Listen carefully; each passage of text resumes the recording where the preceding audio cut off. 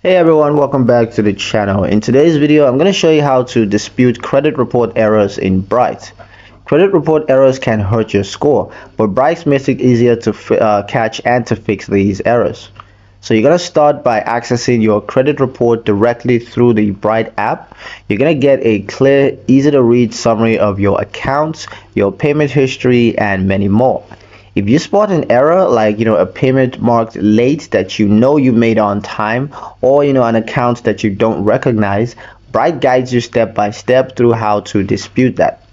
You're gonna get templates for writing a dispute letter and instructions on submitting it to the credit bureau and to the creditors. Bright even tracks the dispute process so that you know when it's time to follow up and exactly what to expect next. By fixing errors, you can improve your credit score and protect your financial future, and Bright helps you every step of the way. That's pretty much it for the video, guys. Hope you liked it. Hope you found the information here useful enough. If you did, like the video, comment down below, let me know what you thought. Share the video with your friends and subscribe to the channel if you haven't done so already. And don't forget to ring that notification bell so you never miss another update in the future.